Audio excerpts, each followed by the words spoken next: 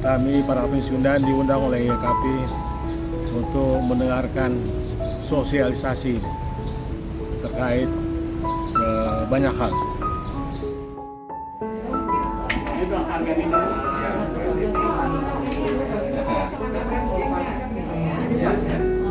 Boleh di syuting sama Pak Supri. Minumannya berwarna kemudian di kolesterol, makan jeroan, makan santan, kan terlalu banyak begadang nonton bola, nggak usah, sesuainya hasilnya, gitu ya Pak ya. Jadi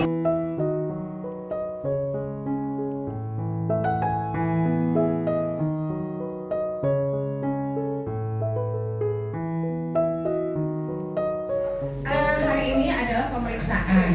Tapi pemeriksaan ini bukan untuk terapi. Karena kalau terapi, Bapak sama Ibu sebaiknya dalam kondisi puasa. Kenapa puasa? Karena kalau puasa itu nilai rapot tubuh Ibu sebenarnya. Tapi hasil yang baru sekarang ini sudah nilai rapot bayangan Ibu. Jadi buat waspada. Dari semuanya, tadi yang paling banyak adalah kolesterol. Nah, kan Bapak Ibu udah wah gitu. Karena memang kolesterol itu Bapak Ibu ini rata-rata sudah tinggi. Kemudian gula darah, meskipun gula darah sewaktu. Karena ini kan semua tergantung apa yang Bapak Ibu makan tadi pagi. Kemudian dari tensi sudah banyak yang tinggi. Sekarang saya hanya ingin membagi sharing buat Ibu dan Bapak. Umur segini, kalau ditanya umur, tolong Ibu Bapak bilang, jangan bilang sudah. Jadi kalau ditanya umur, Bapak Ibu bilang baru. Jadi jangan pernah bilang sudah ya Bu. Mulai sekarang, mulai mindsetnya kita diulang. Jangan ngebuling otak dan tubuh. Saya sudah pensiun, saya sudah umur segini. Itu langsung ngedrop Pak, Ibu. Jadi nggak boleh. Jadi kalau ditanya umur, selalu dengan riang bilang saya sudah. Karena kenyataan Bapak Ibu masih aktif. Itu yang harus disyukuri. Kemudian Bapak Ibu semua untuk diet bukan berarti kurus, bukan berarti gemuk. Artinya diet itu yang boleh dan tidak, sesuai umur, sesuai aktivitas. Meskipun Bapak Ibu mungkin sudah pensiun, tapi metabolisme tidak pensiun. Aktivitas otak dan tubuh jangan pensiun. Kalau Bapak Ibu aktivitas sudah dinyatakan pensiun, Ibu lebih mudah kena penyakit. Sekarang saya ingin menjelaskan, pagi Ibu harus sarapan. Bapak Ibu harus sarapan pagi. Makan siang wajib. Makan malam harus, betul. Makan pagi jadwalnya itu adalah jam 6, jam 10. Makan siang jam 12, jam 2. Makan malam, tahu terakhir jam berapa Bapak Ibu? Jam 7. Jadi makan malam adalah jam 5, jam 7. Kalau misalnya ada yang pagi kita sholat tahajud atau subuh, begitu baru bangun, biasakan Bapak minum air putih dulu. Gak perlu yang hangat, air biasa. Karena kenapa? Pada saat Bapak tidur, itu dinas kebersihannya sudah bekerja. Akhirnya meninggalkan sampah. Itu yang akan bilas dengan air putih. Lebih efektifnya lagi air putihnya diminum, misalnya kita sholat tahajud atau sholat subuh, minum air putih dulu, setelah itu diam. Itu lebih efektif daripada Ibu udah jalan-jalan ke sana ke kamar mandi, Ibu baru minum segalon, nggak efektif. Jadi lebih baik minumnya pagi. Kemudian kita melakukan aktivitas. Kalau Bapak misalnya Ibu, dok saya nggak sempat olahraga. Sejak kita bangun, kemudian kita sholat subuh, jangan duduk. Lakukan jangan duduk, begitu baru bangun jangan tidur lagi, apalagi nanti sampahnya tersendat. Ini, nah bukan Ibu udah bilang, habis sholat subuh tidur lagi, percuma, akhirnya sampahnya tidak keluar, sayang kan Bu. Nah, makan pagi Tadi koreksinya saya, kolesterol ibu bapak tinggi. Tolong pagi jangan ada karbo atau tepung yang digoreng, salah. Tapi tetap pagi sarapan. Jangan ada minuman manis pagi, salah. Karena tepung yang digoreng sama minuman manis itu sama dengan memberi lem pada sampah di metabolisme ibu. Tunggu dong makan gorengannya dan gulanya siang setelah ibu dan bapak sudah banyak aktivitas. Jadi patokan sarapan pagi ingat ya Bu, jangan ada gorengan, jangan makan bakwan digoreng, pisang goreng udah habis 5. Mana? Ingat, kalau misalnya ibu terpaksa makan gorengan, ingat ya Bu, satu gorengan ibu harus minum 1 gelas aqua, berarti 150 cc. Jadi kebayang kalau ibu makan pagi sarapan udah bawang 3, pisang goreng 3, ibu minum segalon loh ya Bu.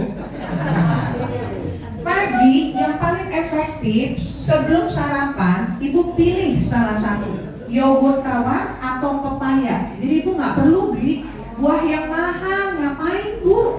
Buah mahal, cukup pepaya, tapi tepat cara makannya, yaitu di pagi hari.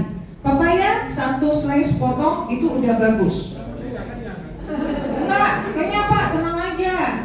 Jadi pepaya atau yogurt tawar. Kalau alasannya saya gastritis, ingat, gastritis atau sakit mah artinya dapur ibu kotor, dapur bapak kotor.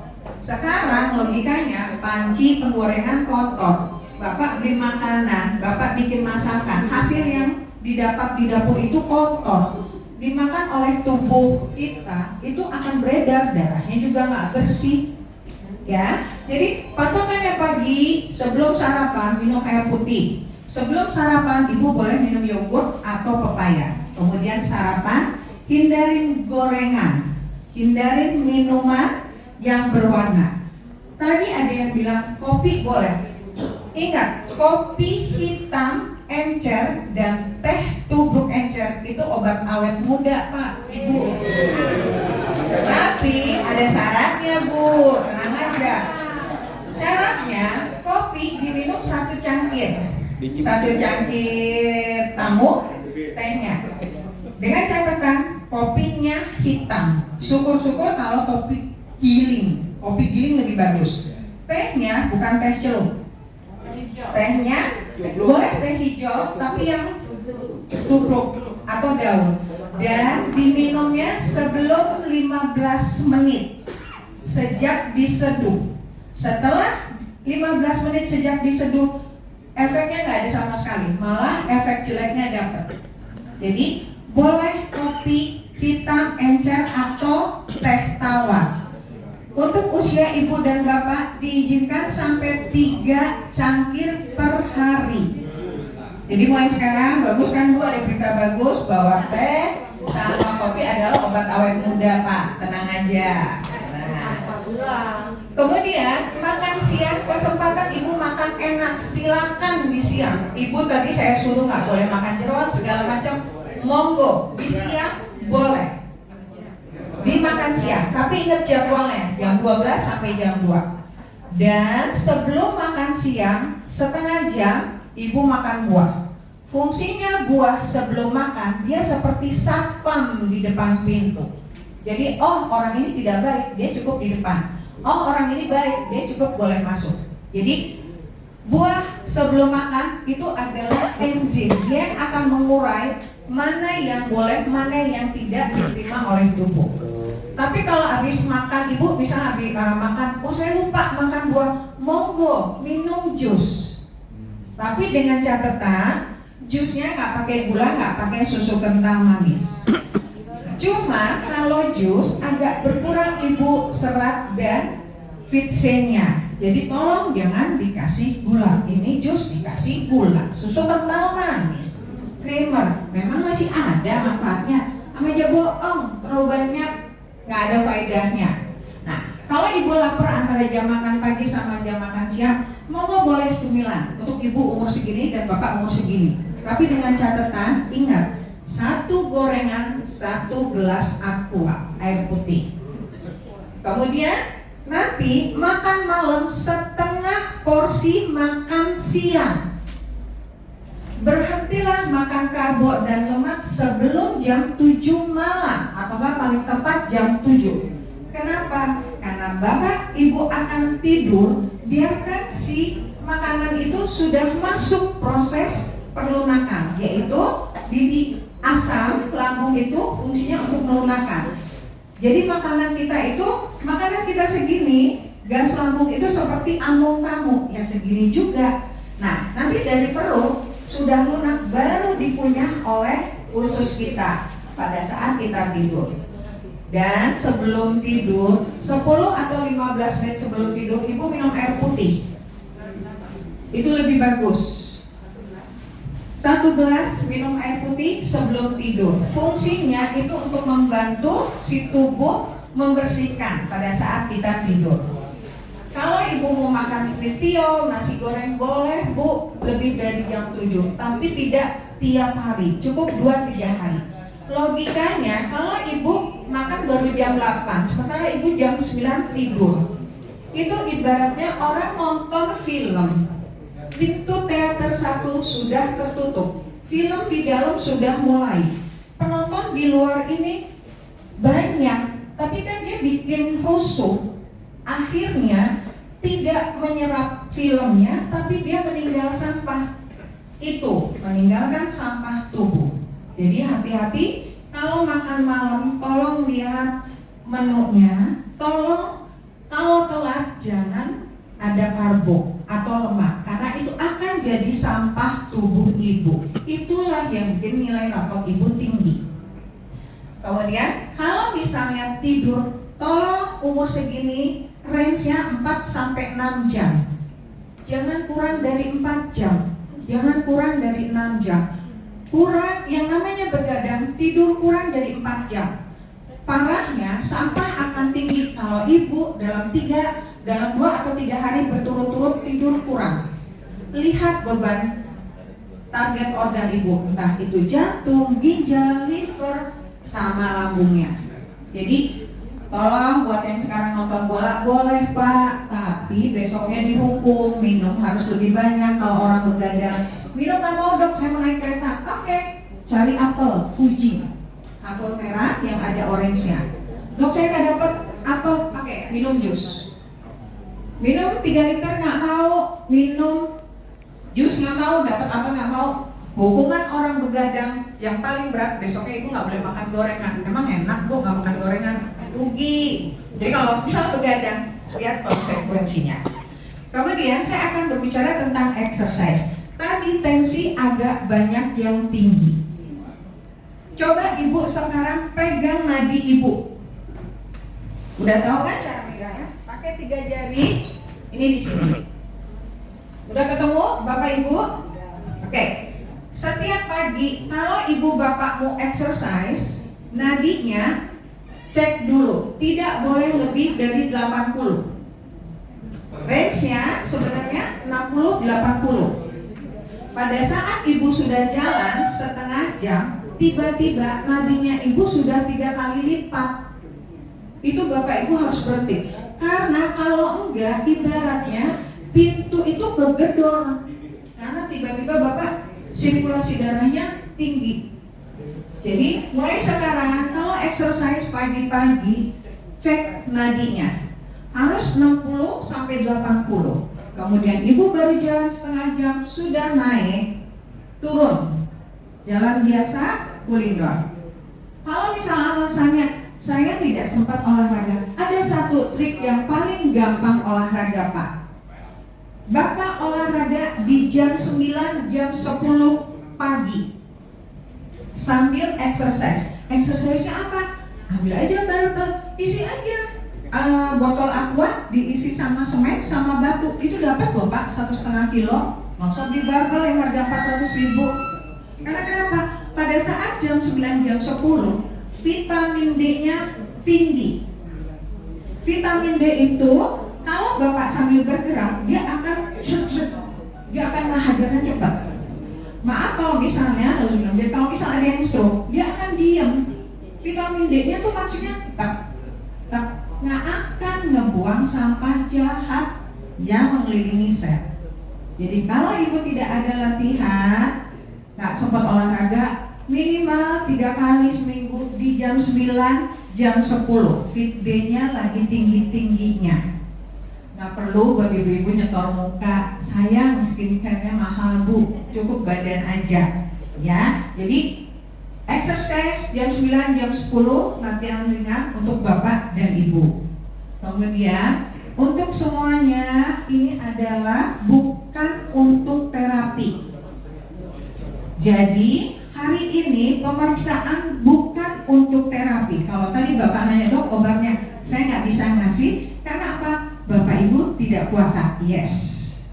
Bukan nilai rapot sesungguhnya, tapi ini adalah rapot bayangan ibu, rapot bayangan bapak. Jadi untuk bapak dan ibu umur segini biasakan ada medical check up.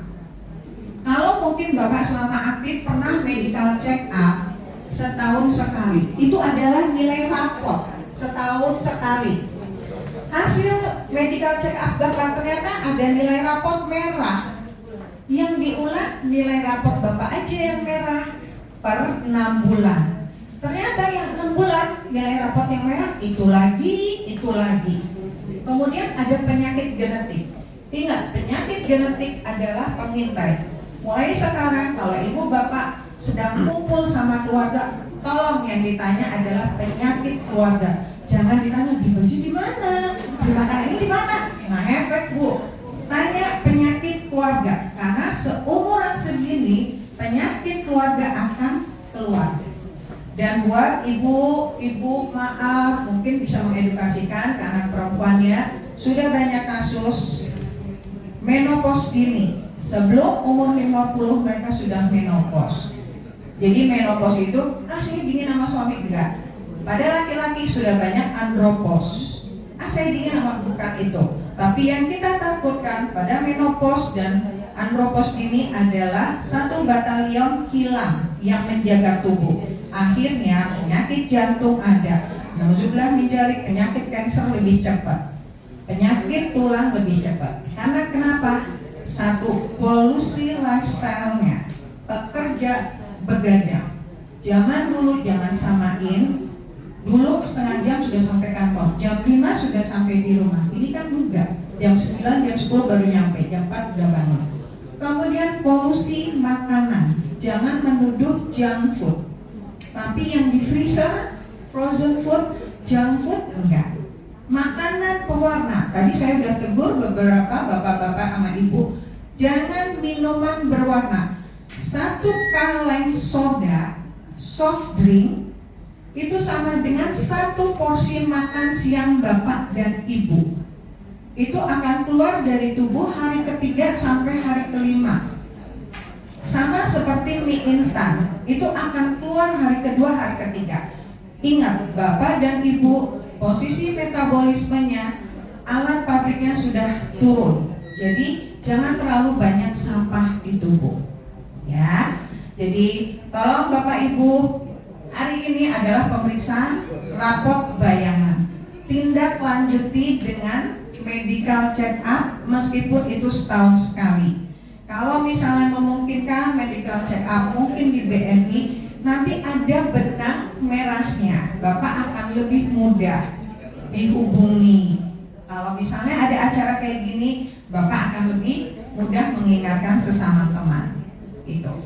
Ya, mudah-mudahan sharing dari saya, kemudian pemahaman buat ibu dan bapak membantu kualitas bapak dan ibu untuk lebih baik. Meskipun sudah pensiun, jangan bilang saya sudah pensiun, karena otak dan metabolisme tidak pernah pensiun.